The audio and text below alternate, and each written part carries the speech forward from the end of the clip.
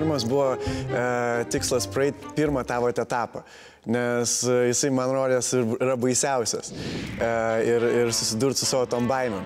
Tačiau kuo toliau eini, tuo tos baimės tik tais didėja. Mažų mažiausiai keista, kai patyręs roko grupės vokalistas pasakoja apie panišką baimę.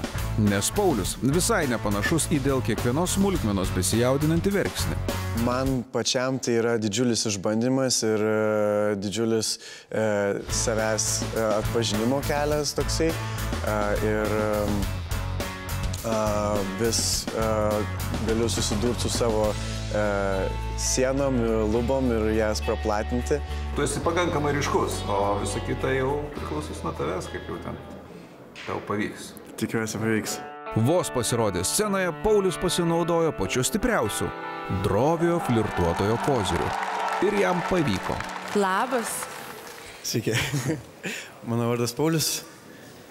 Aha, mano vardas Justė. Malonu. Gerai, man patinka menininkai.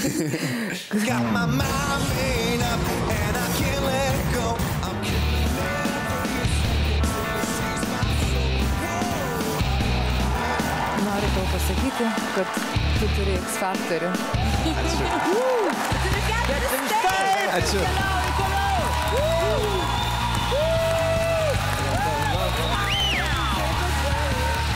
O ką daryti dabar, kai sunkiausias etapas įveiktas?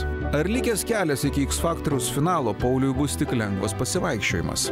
Nemanau, kad žmogus, kuris laimi pirmą vietą, laimi tą tikrąjį prizą. Aš manau, kad tikrasis prizas yra visos emocijos, patirtis, kontaktai ir draugai, kuriuos čia sutinki. Ir žinoma, skrybėlė, kuri lyg sėkmės talismanas lydėjo Paulių iki šios dienos pasirodymo. Tikriausiai todėl ir šiandien viskas bus gerai.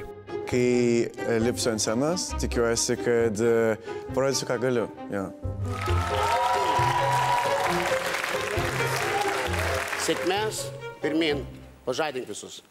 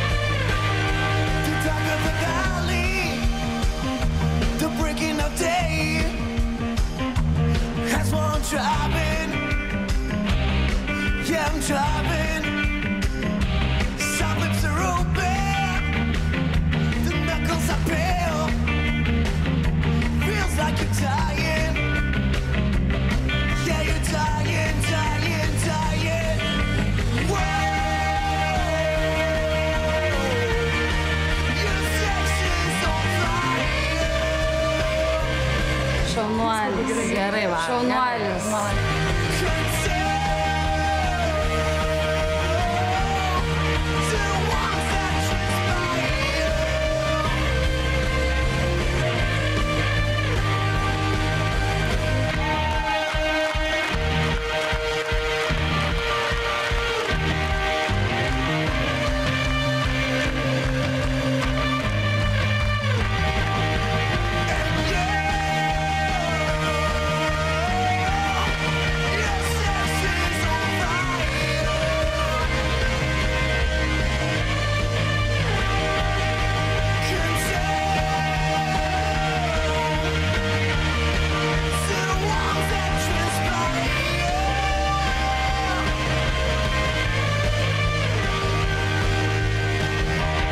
Spausk prenumeruoti ir nepraleisi nei vieno video.